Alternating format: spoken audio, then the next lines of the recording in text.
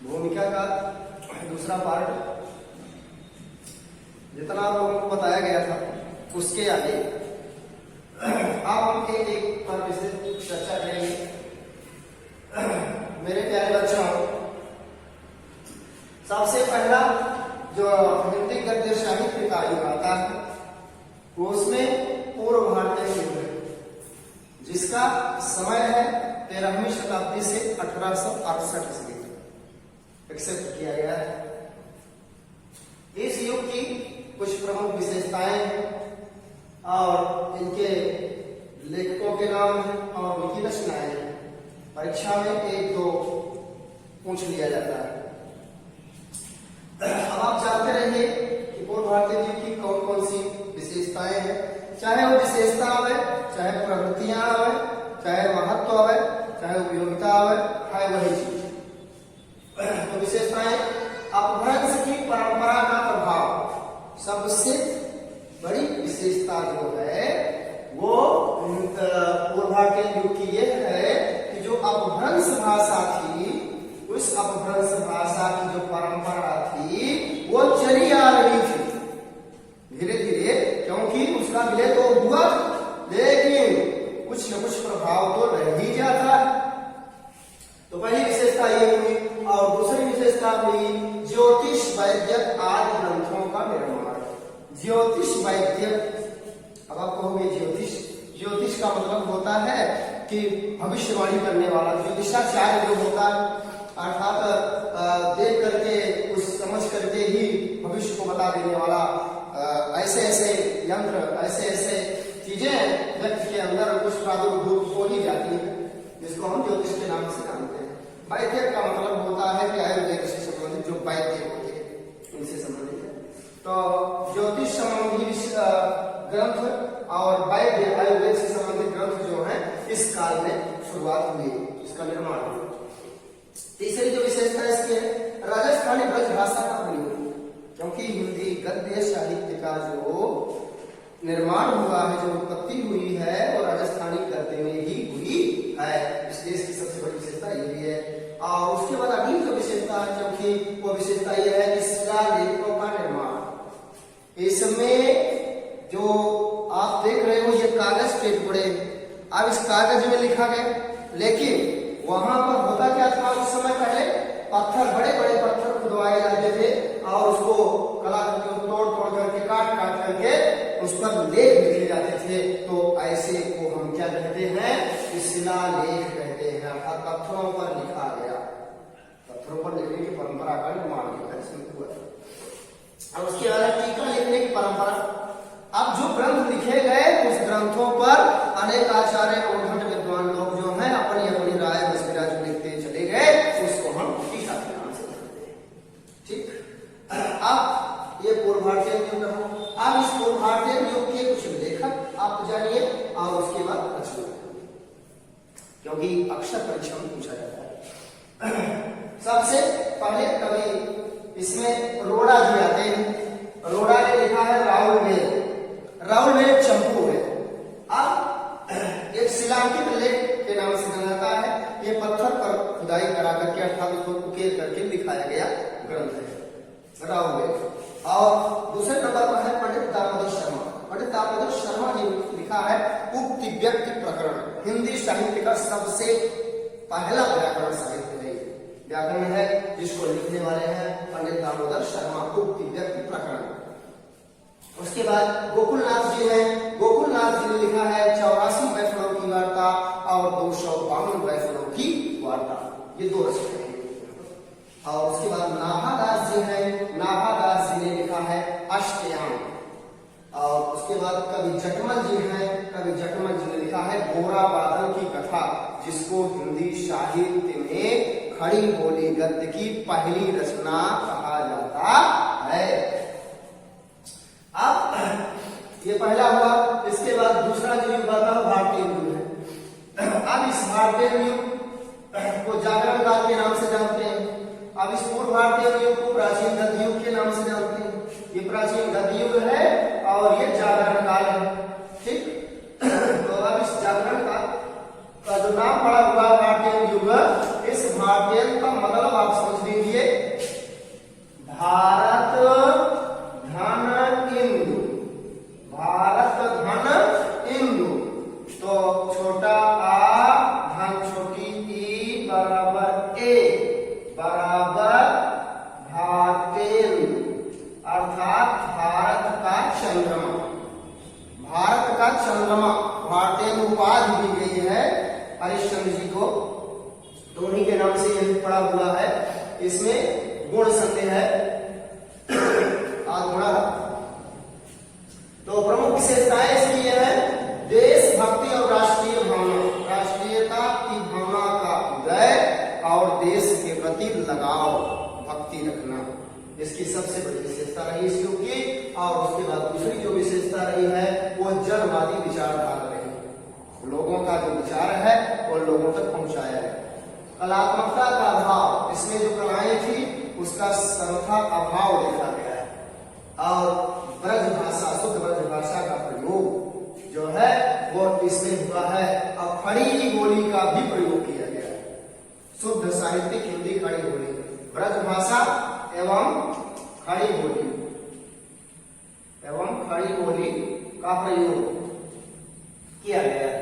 और अगली विशेषता है सामाजिक कुरीतियों का खंडन, समाज में तरह तरह के अंधविश्वास, पाखंड, आडंबर तमाम फैले हुए थे, इन सब का विरोध इस युग में किया गया। अब लेखक की बात है कि भारतीय युग के प्रमुख लेखक कौन है, तो भारतीय युग के प्रमुख लेखक में सबसे पहले नाम इन्हीं का आता है, स्वाभाविक है, बाबू भारतेंदु हरिश्चंद्र। तो बाबू भारतेंदु हरिश्चंद्र जी का जब नाम आता है तो इन्होंने लिखा है ग्रंथ, निबंध लिखा है हम मूर्ति पूजक हैं, हम मूर्ति पूजक हैं, इनका एक निबंध संग्रह है। सरयू पार की यात्रा इनका सबसे पहला यात्रा वृत्तांत है, इसे भी आप लोग याद रखेंगे। उसके बाद राजा शिव प्रसाद सितारे हिंद जी का नाम, राजा शिव प्रसाद सितारे हिंद जी ने लिखा है राजा भोज का सपना, जिसे हिंदी साहित्य का सबसे पहला निबंध माना जाता है। खड़ी बोली का सबसे पहला निबंध राजा भोज का सपना माना जाता है।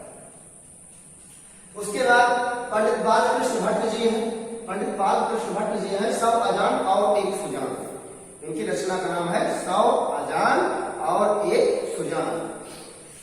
इसके बाद आते हैं बदरी नारायण चौधरी प्रेमधन, बदरी नारायण चौधरी प्रेमधन। प्रेमधन अक्सर पूछा जाता है कि प्रेमधन का पूरा नाम लिखिए, तो बदरी नारायण चौधरी प्रेमधन इन्होंने पत्रिका लिखी है, उस पत्रिका का नाम है आनंद कादम्बिनी, आनंद कादम्बिनी बदरी नारायण चौधरी प्रेमधन की पत्रिका है। और इसके बाद पंडित प्रताप नारायण मिश्र, पंडित प्रताप नारायण मिश्र जो भारतीय के श्रेष्ठ लेखकों में गिने जाते हैं, इनकी रचना है गौ संकट, गौ संकट, गायों के ऊपर जो संकट उत्पन्न हुआ था उसी के विषय में, उसी की कथा का वर्णन किया। अगला जो तीसरा युग आता है वो द्विवेदी युग है। द्विवेदी युग जो है इसका नाम है जागरण सुधार काल, जागरण सुधार काल के नाम से द्विवेदी युग जाना जाता है। अब इसकी प्रमुख जो विशेषताएं, वो सबसे पहली जो विशेषता है व्याकरण सम्मत भाषा का प्रयोग। इसमें यह देखा गया कि आचार्य महावीर प्रसाद द्विवेदी जी जो थे उन्होंने हिंदी खड़ी बोली को जोड़ा है। अब उस खड़ी बोली को रूपेण व्याकरण से एकदम कनेक्ट कर दिया, व्याकरण से इस तरह से जोड़ दिया कि शुद्ध परिष्कृत परिमार्जित हो गई भाषा। अब आपको हम थोड़ा सा समझाएंगे, जैसे कपड़ा होता है, कपड़ा, अब आप कई दिन उसको पहने, कपड़ा जो है उसमें स्केच आ गई, मतलब तरह तरह के, मतलब चिमुरन जिसको बोलते हैं, चिमुरन आ गई और वो गंदा हो गया, उसको आप धुलने के लिए ले जाते, धुलाई करते। तो अब भारतीय युग में देखिए भैया, यहाँ पर कपड़ा तो यहाँ था, यहाँ कपड़ा पहना गया, कपड़ा यहाँ पहना गया और गंदा भी हो गया, यहाँ पर धुलाई हुई लेकिन उसको प्रेस नहीं किया गया, अर्थात वो रूपेण नहीं हो पाया, वो साफ सुथरा एकदम से अच्छा नहीं लग रहा। तो द्विवेदी युग में जब वो कपड़ा पहुंचा तो उसको एकदम नीट एंड क्लीन कर दिया गया, प्रेस मार दिया गया। जब किसी को पहनाया गया तो देखने में थोड़ा अच्छा लगने लगा, और जब अच्छा लगने लगा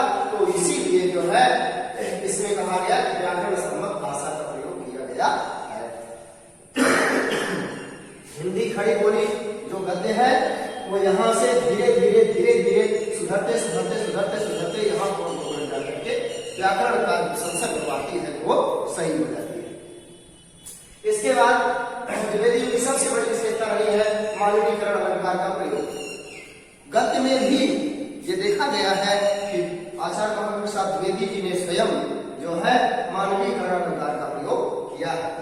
और उसके बाद तीसरी जो बड़ी विशेषता रही है प्रकृति का चित्रण, प्रकृति का वर्णन, प्रकृति का बहुत अच्छे ढंग से वर्णन किया गया है। और इसके बाद अगली जो विशेषता रही वृत्तात्मकता रही।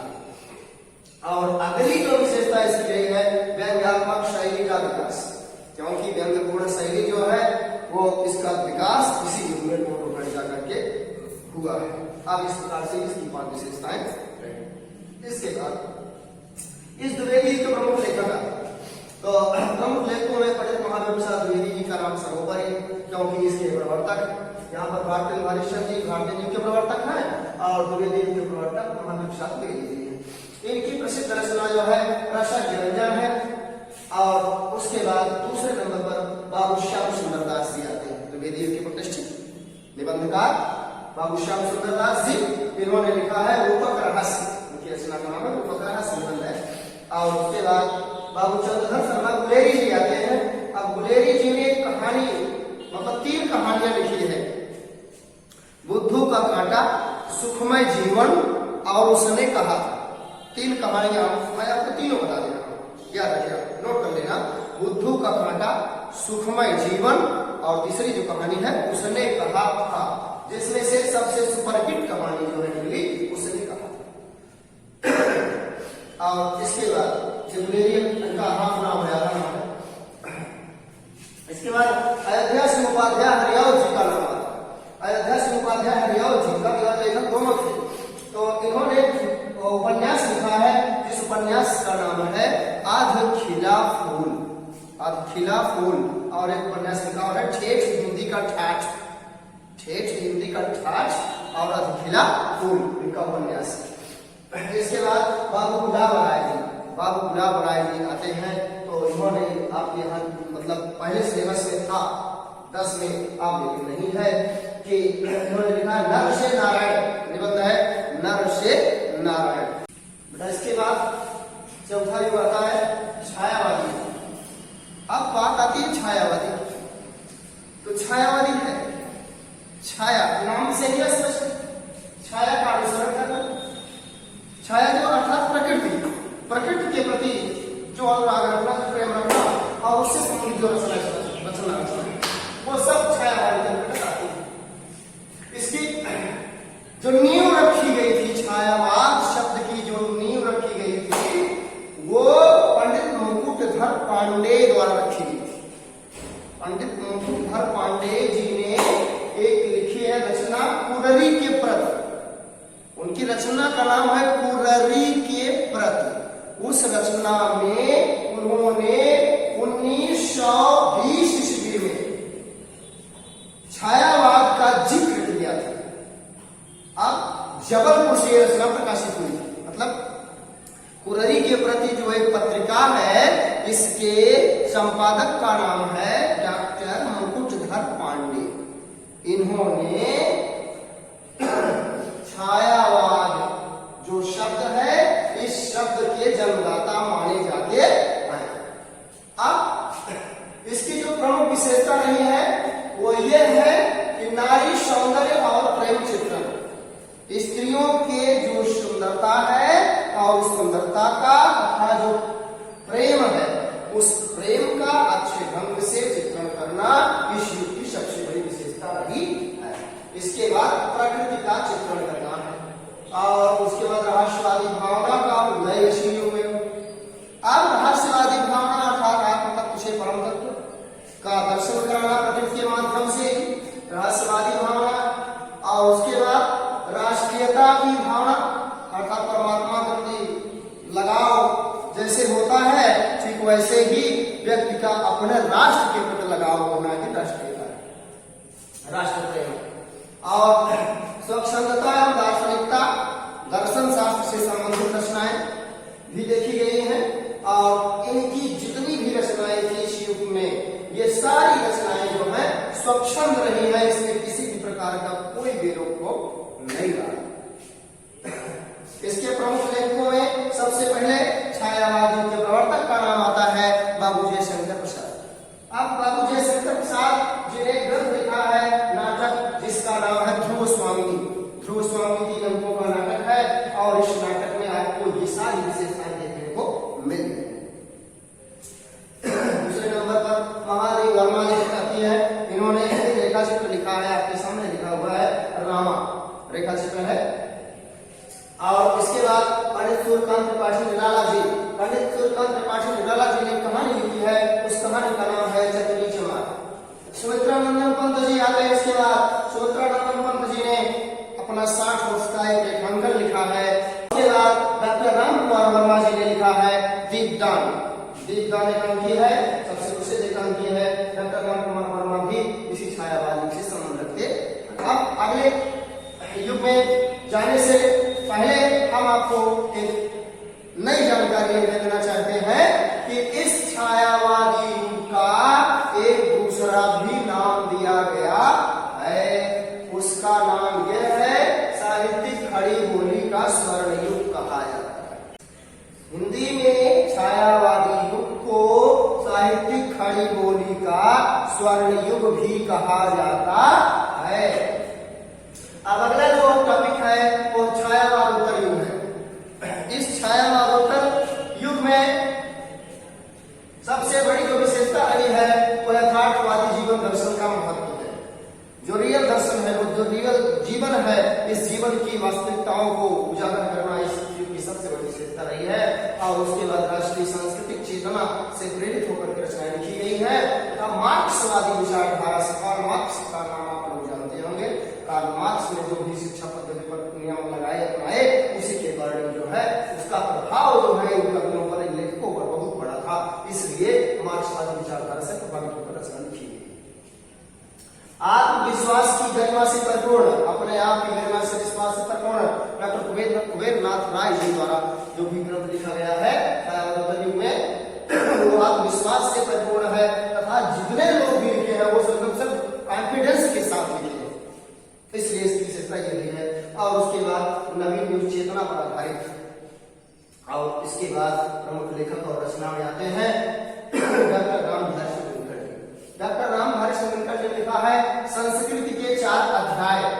और आचार्य हजारी प्रसाद द्विवेदी जी ने लिखा है अशोक के फूल। और यशपाल जी ने लिखा है झूठा सच। जयेंद्र कुमार जी ने लिखा है पाजे। और उसके बाद राम वृक्ष बेनीपुरी जी आते हैं, इन्होंने लिखा है गेहूं बनाम गुलाब। गेहूं बनाम गुलाब राम वृक्ष बेनीपुरी जी ने लिखा है, जो छायावादोत्तर युग से संबंध रखते हैं। अब ये हुआ। अब इसके बाद जो लास्ट वाला टॉपिक आता है वो स्वातंत्र्योत्तर युग है।